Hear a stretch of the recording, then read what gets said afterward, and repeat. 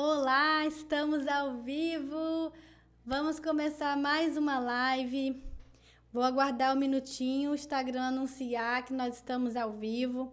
Enquanto isso, eu vou colocar aqui para fixar nos comentários o tema de hoje. Como estabelecer limites nas relações. E aí, será que atualmente você precisa estabelecer limites nas suas relações? Sejam bem-vindos, eu quero dar as boas-vindas para quem está chegando. Boa noite, Laís. Boa noite, Stephanie. Obrigada. Gente, vamos começar? Olha, eu quero te incentivar a trazer perguntas, a tirar dúvida, compartilhar algo da sua história que você entende que é relevante aqui para o nosso tema, tá? Eu quero compartilhar com vocês aqui o tema de hoje, que é como estabelecer limite nas relações. Olha, a gente sabe quando precisa estabelecer limites, quando a gente fez ou faz contato com algum tipo de prejuízo emocional. Se você percebe que hoje você sente desconfortos significativos nessa relação aí, é um sinal de alerta que precisa de ajustes. Isso com certeza. Mas muitas das vezes o ajuste começa no limite. O limite que é preciso dar. Então aqui eu vou compartilhar com você formas de estabelecer limite. Além disso, a gente vai falar de alguns exemplos. Quais são os sinais de que o outro ultrapassou um limite pessoal? Como descobrir quais são os meus limites? Então, você vai perceber que tem aquilo que pode ser negociado e tem situação que você não pode negociar. Que aquilo ali é um limite inegociável. Você precisa ter isso bem claro na sua mente para desenvolver relacionamentos saudáveis e principalmente para você preservar a sua saúde emocional, tá bom? Então, para pensar aí qual é o relacionamento, qual o vínculo que você tem hoje que você sente grande desconforto. Olha para esse vínculo agora e a gente vai entender como acontece esse limite aí ou a falta de limite nesse relacionamento, tá? Você vai refletir sobre isso comigo hoje. E se você quiser compartilhar algo da sua história, me manda aqui, porque eu posso te ajudar com o seu próprio exemplo. Eu quero te ajudar a pensar em formas de estabelecer limites e como fazer isso. Recentemente, nos atendimentos, eu escutei casos em que havia necessidade de estabelecer limites na relação familiar. E aí, alguns eram estabelecer limites na relação com a mãe. Então, depois que essa paciente ela já se torna adulta, já se torna independente e ela tem dificuldade de estabelecer limites na relação com essa mãe.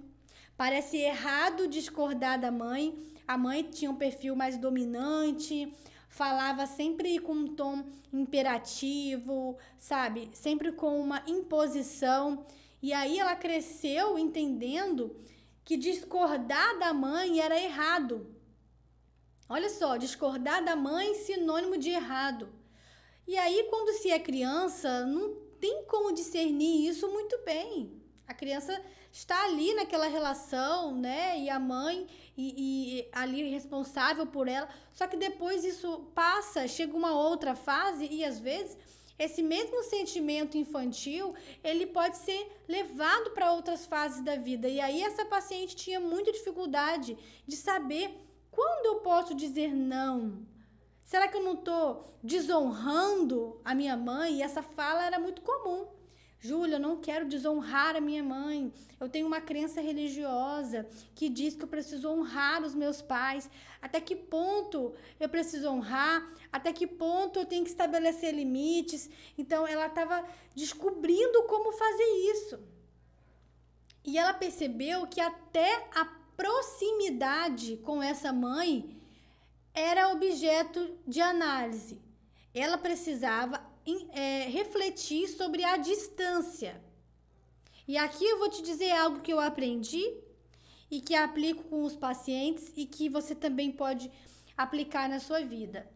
Existe algo chamado a distância necessária, a distância ótima de uma relação. E aí eu aprendi isso que diz: nem tão perto que sufoque, nem tão longe que abandone. É uma distância suficiente em que meus limites são respeitados ali. É uma distância que eu sinto que meus limites são respeitados. Tem gente que fica vivendo o tudo ou nada. Tem gente que vive o tudo ou nada. Acha que estabelecer limite é só por meio da ruptura. Não é só essa forma de estabelecer limite por meio da ruptura. Muita gente fala, Júlia, se eu colocar um limite ali, eu vou ter que romper com aquele vínculo. Como eu não quero abandonar, eu me submeto às coisas. Como eu não quero lidar dessa forma, como eu não sei estabelecer o limite, eu não sei ajustar, eu deixo assim, parece que eu não sei fazer diferente. Então, olha, aqui tem exemplos chegando pra gente, ó. Tive uma amizade que acabou por besteira, fiquei mal, chorei muito. Aqui nós temos, ultimamente, não estou tendo uma boa relação com a minha mãe e tia. Então, olha como os vínculos familiares estão aparecendo aqui, né? E é necessário, primeiro, antes de estabelecer limite, você precisa conhecer o seu limite. Conhecer. E muito cuidado. Olha isso que eu vou dizer agora, grava isso. Muito cuidado para que você não seja a principal pessoa que desrespeita o próprio limite. Porque se você não respeita o seu limite, o que você está dizendo para a vida, para a sociedade e para as relações? Você autoriza as pessoas a faltarem com você. Você autoriza as pessoas a te desrespeitarem. Se você se desrespeita primeiro, está autorizado. A pessoa que passa pela sua vida, ela pode fazer isso, porque você autorizou, de alguma forma. E às vezes a gente autoriza isso, né, de uma forma por desrespeitar a si mesmo e também por omissão. O outro não tem condição de entender o seu limite se você não deixar isso bem claro. Eu vejo pessoas colocando a saúde emocional dela na mão do outro, contando com o bom senso do outro, contando com a empatia da outra pessoa. Só que não dá pra a gente contar o tempo todo com essa empatia do outro, contar o tempo todo com o bom senso. Ô, gente, vem cá.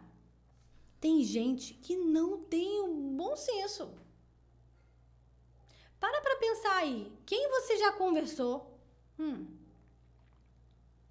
Quem você já se relacionou, já conviveu uma situação e que você fica assim, gente, era a hora de fazer isso, de perguntar disso, de falar isso. A pessoa acabou de viver um luto, passar por um luto, ainda nem deu tempo de entender tudo que aconteceu. Aí vem alguém, faz uma cobrança específica de uma coisa que não cabe para aquele momento. Alguém vem e exige alguma coisa que não cabe. Tem muita gente que não tem esse bom senso, essa empatia, não consegue ter esse manejo, age sem pensar, não se esforça em pensar formas melhores de falar com o outro. Aí você vai colocar o seu emocional na mão de uma pessoa e que pode ser uma pessoa assim. Então, o outro não tem como. Aí, eu já escutei uma frase assim, Júlia, mas o outro tá vendo que eu não tô bem, não é possível. A pessoa tá vendo que eu não tô bem e ela faz aquilo comigo. Aí eu tô aqui pensando, peraí, será mesmo que ela está vendo? Como que você pode garantir que esse outro está vendo que você não tá bem? Como que você está expressando isso? Como que você expressa esse mal-estar? Porque existem casos de que a outra pessoa está tão cheia de si, envolvida nas próprias dores, nas próprias questões, que ela não enxerga a fragilidade do outro. Já conversou com alguém que no meio da conversa você conta uma coisa super forte sua, uma coisa triste sua, e ela passa por aquilo quase que assim, ah tá, então, deixa eu falar com você um negócio, já passou por isso? É aquela pessoa que você acaba de contar uma dor, uma coisa difícil, e a pessoa te responde assim, ah tá, mas aqui, você viu o negócio que ela falou? Porque às vezes o outro não está focado no que você está dizendo, está cheio de si, está desatento. São tantas variáveis para alguém se comportar assim. Pode ser egoísmo, pode ser desinteresse, pode ser que não está bem, pode ser a pessoa está muito aérea mesmo e não consegue te dar a devida atenção que você precisa naquele instante. Porque nem tudo a gente pode concluir que o outro é mau, no sentido assim de perverso, quer fazer aquilo para te atingir, de que é um absurdo dos egoístas. Às vezes não. Às vezes a gente faz isso. Alguém vem e fala com a gente e a gente, ah tá, e não dá tanta atenção e era algo sério. Então, as pessoas estão vivendo. A vida está acontecendo para todo mundo. Mas o seu compromisso é fazer valer o respeito ao seu limite.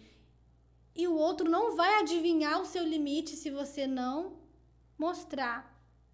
O outro não vai adivinhar o seu limite.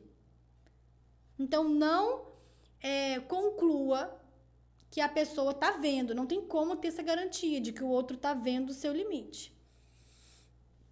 Tá? Porque o outro pode estar com dificuldade de ver. Ó, chegou uma questão importante. Dificuldades de pôr um fim definitivo no namoro, pois a outra parte não aceita. Esse aqui é um exemplo, assim, muito, muito certeiro para trabalhar isso aqui. Olha só, quando o assunto é relação amorosa, essa questão assim, o outro não aceitar, isso vai ficar só no interno do outro. Não tem essa. Vou falar até um pouco mais assim, você vai entender o que eu quero dizer, mas não tem essa do outro não aceitar. Não tem como pedir licença para sair de uma relação amorosa. A relação amorosa só tem condição de existir com consentimento das pessoas. Quando um deixa de consentir, já não existe, já inviabilizou aquele relacionamento amoroso. Então, a dificuldade aqui de pôr um fim pode ser no seu posicionamento com você mesma, porque o outro não aceita, ou é você que não suporta o desconforto do outro?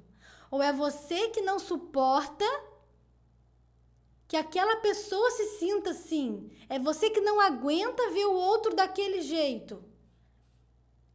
Pensa comigo. Uma pessoa pode não aceitar o fim de um namoro eternamente.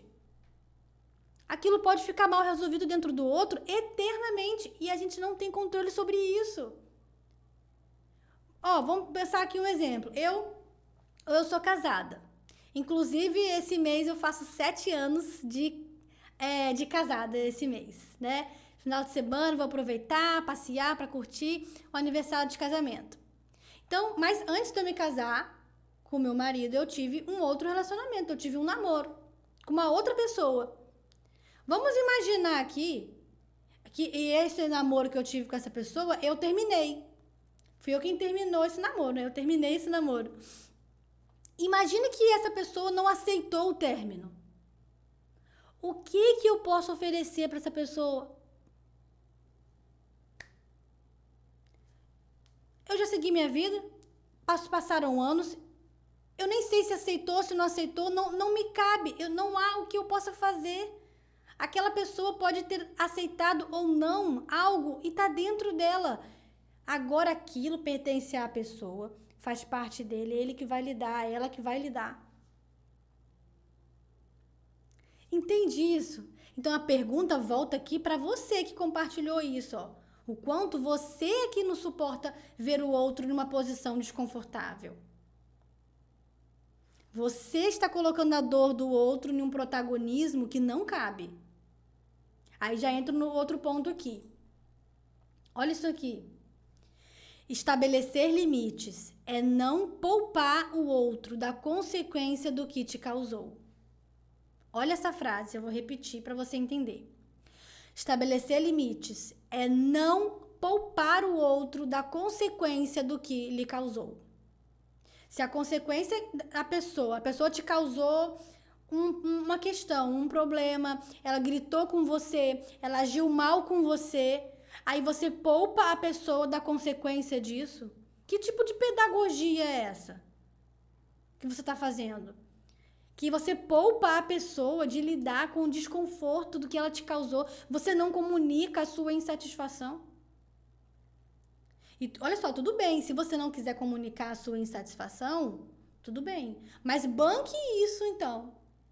Assuma o risco de ficar mal, assuma o risco de assumir o prejuízo da questão sozinha.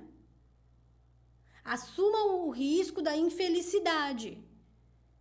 Porque você está poupando o desconforto do outro, se colocando na posição de sofrer. Você colocou na balança e você entendeu que você é digna daquele sofrimento e o outro não. Então eu vejo as pessoas com medo de estabelecer limites porque não quer causar um mal-estar no outro. Porque está poupando, porque, sabe, não consegue administrar o mal-estar que é do outro. E aí assume o mal-estar sozinha. Assume o mal-estar sozinha. E pode lidar com isso por anos. E muitas das vezes aquela pessoa aprende a se comportar assim. Ela aprende a ser assim. Às vezes por uma questão familiar, ela viu a mãe se comportar assim, que se anula, viola a si mesmo, não sabe estabelecer limites numa relação e permite muitas coisas. É aqui que entra a palavra passividade. A passividade é isso, você se anula. Você não estabelece limite. E eu preciso, acrescentar uma consideração aqui. Muitas das vezes, a nossa passividade é o que permite o comportamento do outro acontecer daquela forma. Por que tal pessoa, às vezes, é assim só com você e não com o outro? Porque com você é permitido. Porque com você pode gritar. Porque com você pode desrespeitar. Com você não tem consequência. Não há nenhum desconforto de fazer mal a você. E eu não tô falando aqui de você entrar numa briga de que a pessoa te feriu, aí você vai ferir. A pessoa feriu e você vai ferir. Há quem viva assim. Mas eu não sugiro esse caminho como proposta terapêutica, apesar de existir pessoas que escolhem esse caminho. Ataque contra ataque, ataque contra ataque. E o desgaste emocional, assim, lá em cima. O que eu quero propor é que você saiba se proteger e naturalize trazer as insatisfações para fora. Naturalizar o dizer não gostei, hoje não posso, para mim não dá, eu só vou até aqui, eu não vou deixar isso acontecer de novo. Se acontecer mais uma vez, eu vou tomar tal posição e sustentar isso. E se acontecer de fato, você realizar o combinado que você fez com você mesma primeiro, de não permitir. E dentro disso tudo, existe aquilo que é inegociável. Tem aquilo que você tem aí dentro, que você fala assim, Júlia, isso aqui não dá para acontecer nenhuma vez comigo, porque não dá. Eu não vou deixar. De fato, nós não temos controle sobre o comportamento do outro. Então, tá até aqui no roteiro dizendo, não tem como eu controlar se o outro vai gritar comigo ou não. Mas eu tenho o poder de decidir se eu vou permanecer naquela posição ali, em que diante do outro que grita comigo. Eu não tenho controle do comportamento desrespeitoso do outro. Mas eu posso decidir se vou ficar ali para receber aquilo ou não. A sua posição, o lugar que você ocupa é de sua escolha. Você tem autonomia sobre isso. Mas aí, às vezes, a pessoa faz a conta da consequência. Existe o ganho secundário, Júlia, como é que é o ganho secundário?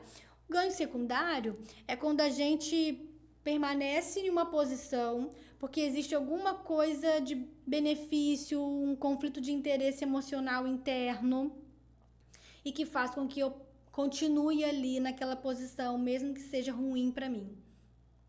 Eu continuo em uma posição que me faz mal porque eu tenho outros atravessamentos, então há um ganho secundário. Eu me submeto a isso aqui, por exemplo, porque eu não quero sair da zona de conforto, de ter minha independência financeira, ou eu não quero ter um desgaste, então eu fico aqui porque eu tenho tal benefício, ou para ganhar algo ou para evitar algo. Eu tenho um modo de funcionar, evito o conflito, logo não posso estabelecer meus limites para ninguém, porque quando eu faço isso, a outra pessoa não aceita, ela entende como estranhamento, então eu me submeto. É verdade, Lucas, o ganho secundário é muito perigoso. Muito perigoso. Porque pode te colocar em situações assim, de risco, de sofrimento, além de você permanecer estagnado na vida, no sofrimento. Eu escutei, olha só, vou te dar um exemplo aqui de ganho secundário. Tem a ver um pouco com o que eu estou explicando aqui. Uma vez eu escutei assim de uma senhora. Para você entender que você não deve se culpar ou se acusar se você tem uma questão com ganho secundário. Porque se culpar e se acusar não vai te ajudar, tá? O ganho secundário é só para você identificar e tentar desconstruir esse sistema. Mas você não deve usar a questão do ganho secundário para você falar, olha como eu sou, tá vendo? Sou tão ruim que tô até aqui nesse ganho secundário, como eu sou uma pessoa horrível. Não, você não deve usar essa constatação para se atacar. Aí eu vou dar o exemplo que eu lembrei agora. Eu atendi uma senhora e ela falou assim, era um quadro de situação de depressão e tal, e a pessoa falou assim, Deus me livre a minha depressão curar totalmente. Porque se a minha depressão curar, eu paro de receber meus filhos. Meus filhos não vão mais à minha casa se eu não tiver depressão. Meus filhos não vão mais à minha casa se eu melhorar. O que isso revela? Olha esse ganho secundário ali. Ela desejava permanecer em um estado de adoecimento porque pensar nela estar bem, ela entendia que os filhos não iriam mais abandonar. Aliás, que os filhos iriam abandonar, que os filhos não iriam mais visitar. Ela precisava ter uma fragilidade, porque saúde para ela parecia viver só. Se eu fico saudável, ninguém mais vem. Não teria o amor deles, não teria a expressão de amor e cuidado dos meus filhos. Olha só, isso aqui é um exemplo de ganho secundário. De ganho secundário. Se eu mantenho isso aqui, eu tenho atenção. E quem faz isso não é uma pessoa mimada, é uma pessoa que sofre, que tem demandas emocionais e não sabe preencher aquilo de outra forma, não sabe solicitar os afetos de outra forma. Ela não sabe, ela não consegue ver ainda isso. Por isso que ela mantém. E pode ser que aconteça com você.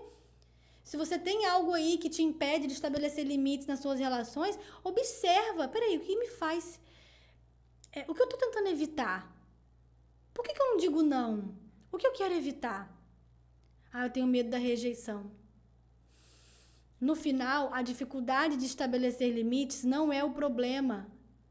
É a consequência de um problema. A dificuldade de estabelecer limites não é o problema em si. Nunca foi. Ela revela um problema por trás. Ela revela uma questão. E geralmente está associada a medo de rejeição, medo de ser desaprovado, medo da solidão. Fora o que a gente falou mais cedo, a pessoa foi ensinada assim. Fez parte da educação dela, familiar, a construção do indivíduo. Era errado dizer não, discordar, que isso? Dizer que não quer, como assim? Tem que querer não. Muitas expressões de invalidação. Só que agora você está em outra fase da vida e você precisa resgatar esse protagonismo, a sua capacidade de reconhecer, respeitar e estabelecer limites. Ó, chegou aqui pra gente. Existe o bloqueio emocional quando estamos tão imersos nesse lugar que parece que não conseguimos ser de outro jeito. Exatamente. Exatamente. Quem tá entendendo o que eu tô falando aqui? Quem tá entendendo? Então, percebe como isso é sério? Então, aqui, agora, é importante que você aprenda a se fortalecer emocionalmente e entender que desagradar o outro ou colocar o outro em uma posição desconfortável, isso não é grave, não é uma catástrofe.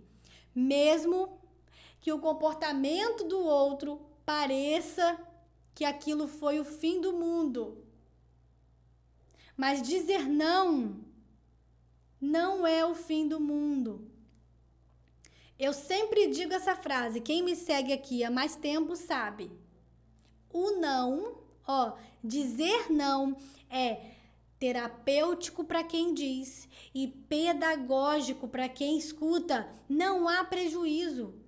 É terapêutico para você, porque você se aliviou dizendo não. Aí você vai falar, Júlia, não é bem assim no começo, não. Quando eu passei a incluir o não no meu vocabulário, eu senti um desconforto enorme.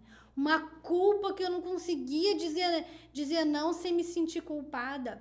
Aí eu preciso dizer que pode ser que isso faça parte desse processo. Que isso faça parte mesmo. O desconforto. Imagina você passar uma vida inteira sem incluir o não no seu vocabulário e mudar isso.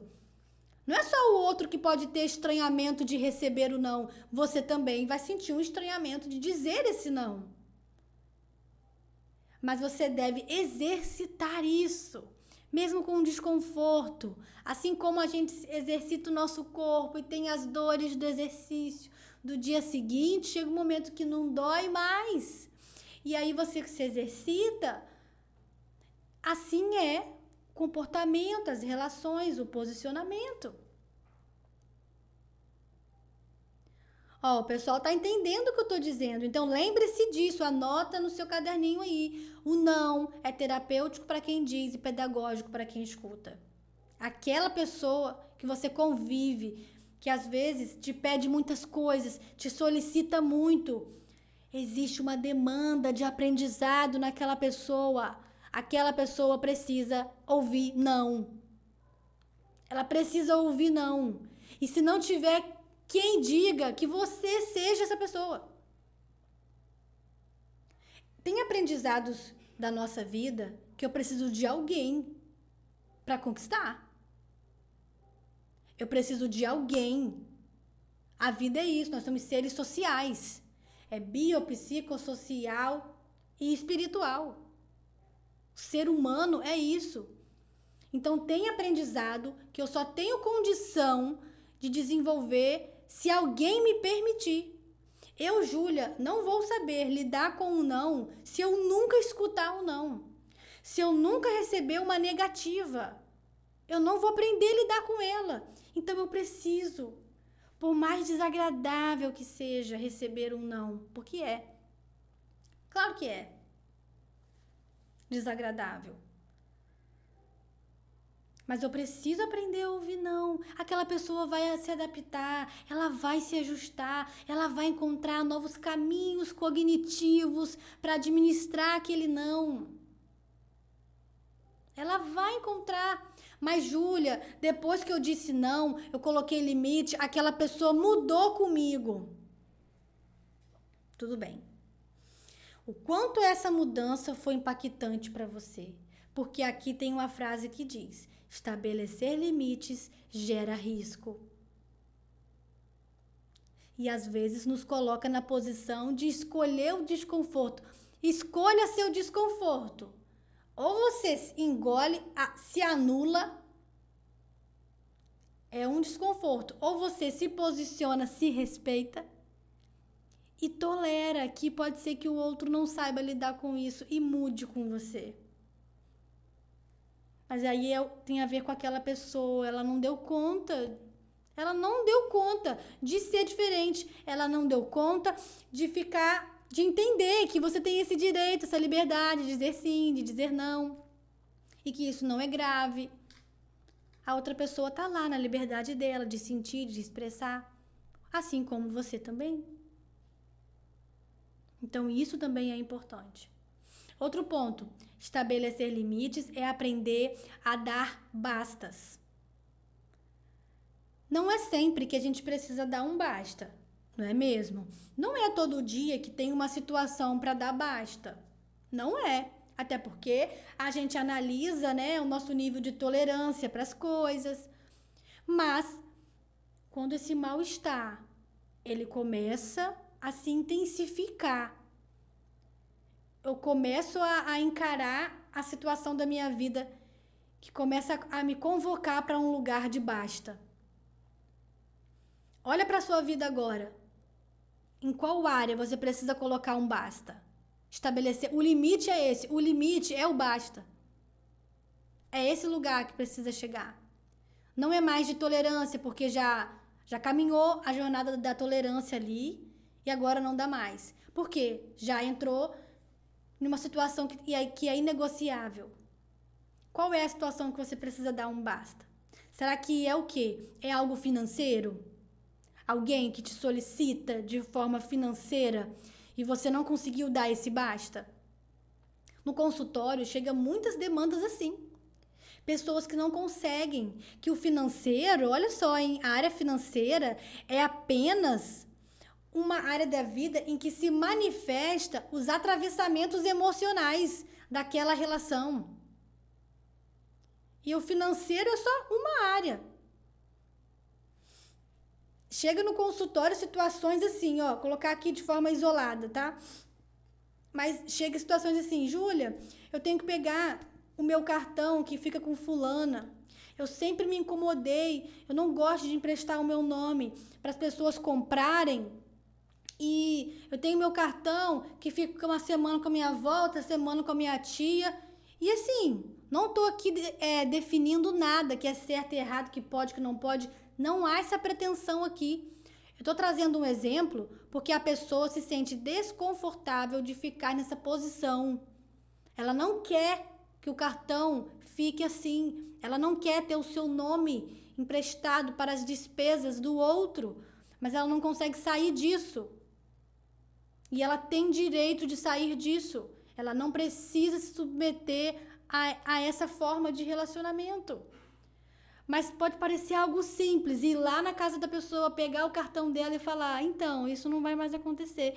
Parece simples, mas para quem está no meio da situação, pode não ser tão simples assim. Porque tem muitos atravessamentos emocionais ali em jogo. Muitos, muitos. Primeiro, uma fala que às vezes seduz, uma fala com chantagem. Mas a pessoa precisa, né? Gente, se eu não emprestar o meu cartão, ela vai fazer a compra como? Ela vai fazer como? Não sei. Não sabemos. Mas há de pensar uma forma. E quem é responsável por esse pensar? O outro. Porque a demanda é do outro. Você podia nem ter um cartão e aquela pessoa ia se virar. Então você faz um compromisso de administrar suas finanças, de ter lá o seu nome organizado financeiramente. Aí o outro não tem esse mesmo compromisso, essa mesma habilidade. E aí você vai sempre apagar um incêndio na vida do outro. E tudo bem se você gosta desse lugar de apagar incêndio. Mas analisa se isso te custa algo, porque às vezes nos custa. E se custa a saúde mental, não vale. Precisa de ajuste. Então, entenda o que eu estou dizendo. Não estou falando aqui de você se fechar para a generosidade. Não estou falando de se tornar uma pessoa mesquinha. Nada disso. Não entenda aqui esse assunto dessa forma. Eu estou dizendo de você não se violar. Não se violar. E aí, na terapia com os avanços, a paciente traz a notícia: Júlia, não tenho mais cartão com ninguém. Parecia tão difícil, mas hoje eu vejo que era tão óbvio. O meu direito com o meu nome, de fazer o que eu quiser com o meu nome. E você acredita que a pessoa se virou? Que ela deu outro jeito? Eu falei, é mesmo? Que bom. É isso. Porque é assim que vai acontecer. E aí você, quando você não se sente violada, quando você não se sente desgastado, você tem muito mais ânimo e energia para ser generosa com as pessoas.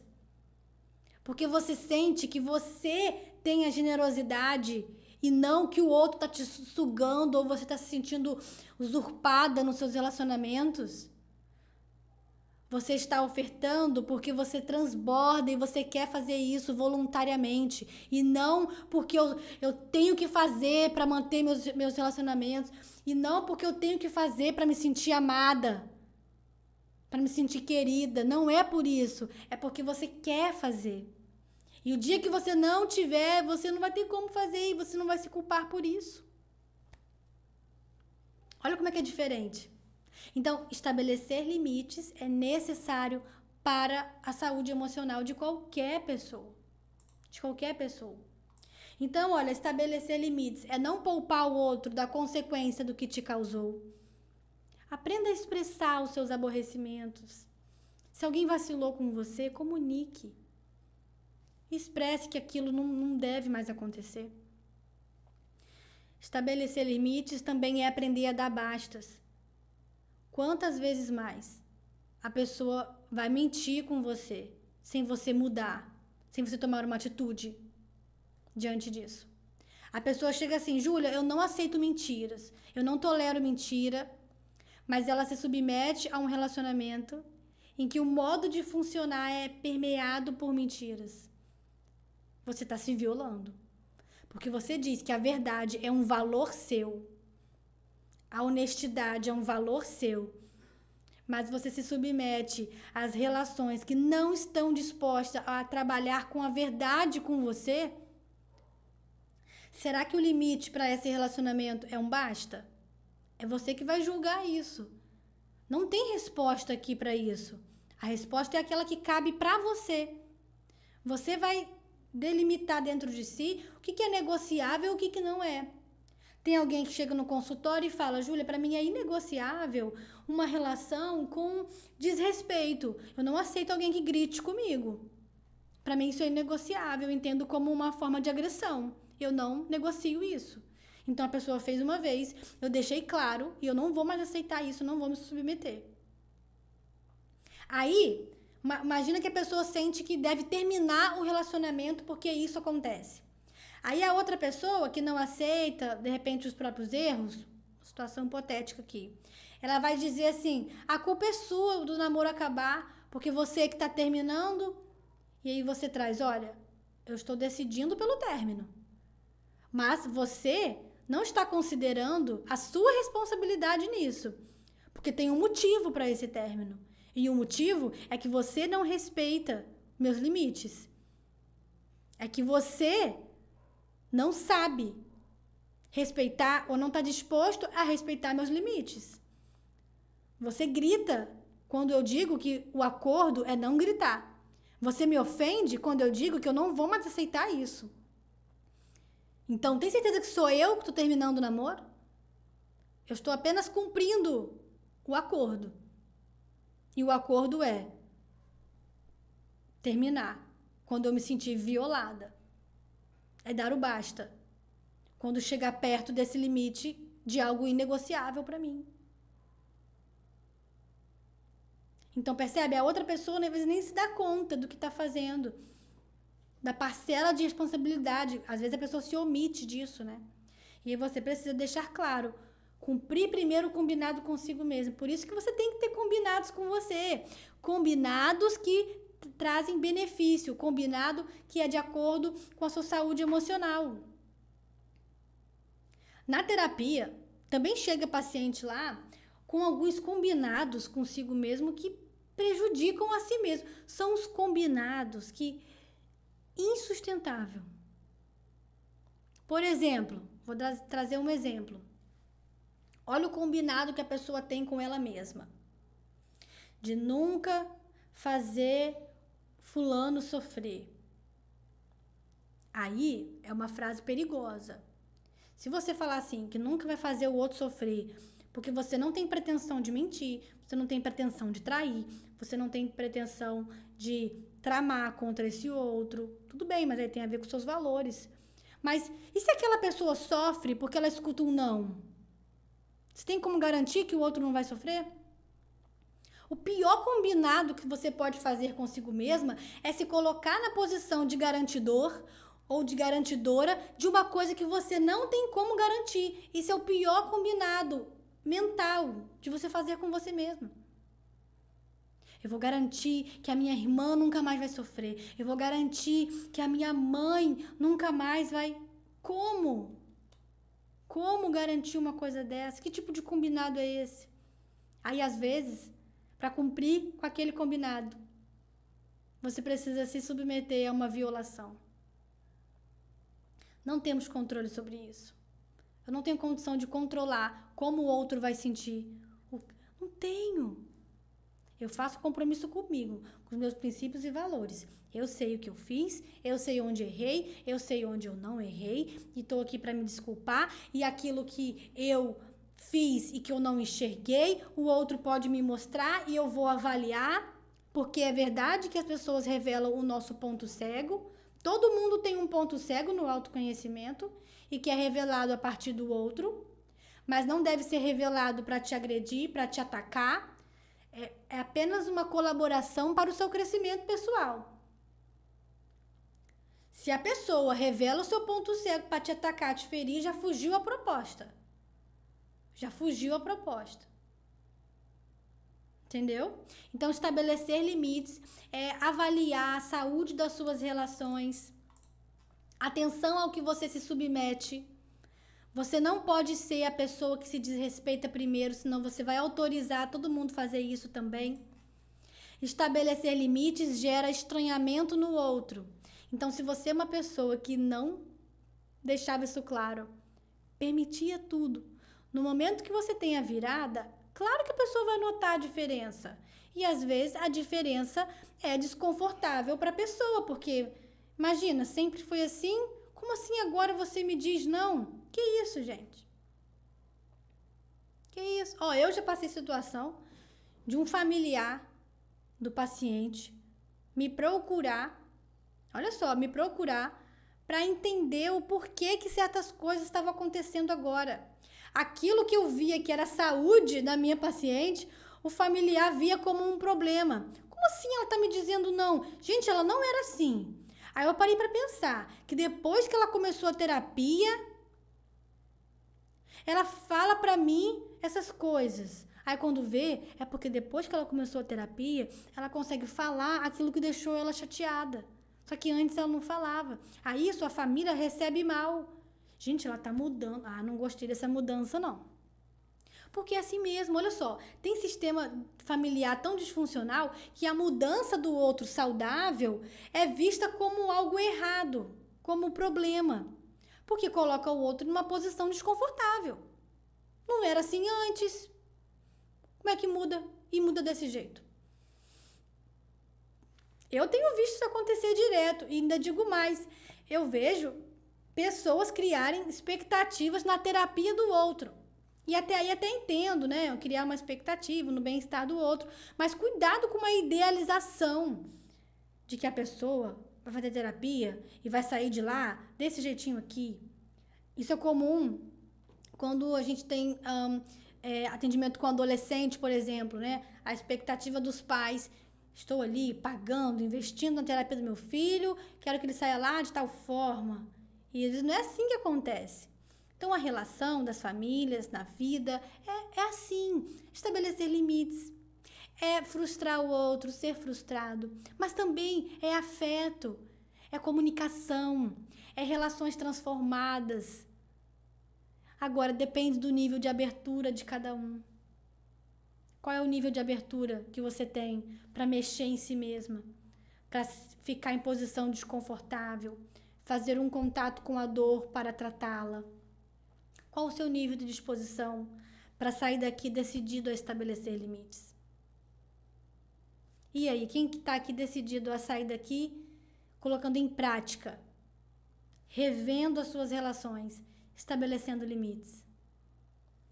Vamos encerrar essa live? Tô muito feliz de ter feito essa live hoje. E, gente, olha só. Já tem 2 semanas que a live não acontece na segunda-feira por causa de compromisso aqui. E a gente vai para a 3ª semana assim também. Porque na segunda-feira eu ainda vou estar comemorando meu aniversário de casamento. Então, não vou conseguir fazer a live na segunda-feira, meio-dia. Porque domingo eu acho que é dia 30 que é domingo, não é? Deixa eu ver aqui, ó. É isso mesmo. Então, dia 30 que é meu aniversário de casamento. Mas no dia 31 eu ainda vou estar passeando. Então, não vou conseguir fazer a live nesse dia. Mas eu vou verificar a semana e encaixar também uma live na semana pra gente fazer, tá? Porque eu quero estar com vocês aqui também na semana que vem, tá bom? Lembrando que essa live ela vai ficar salva aqui no Instagram por 7 dias. E tem uma gravação acontecendo aqui que vai pro canal do YouTube. Combinado?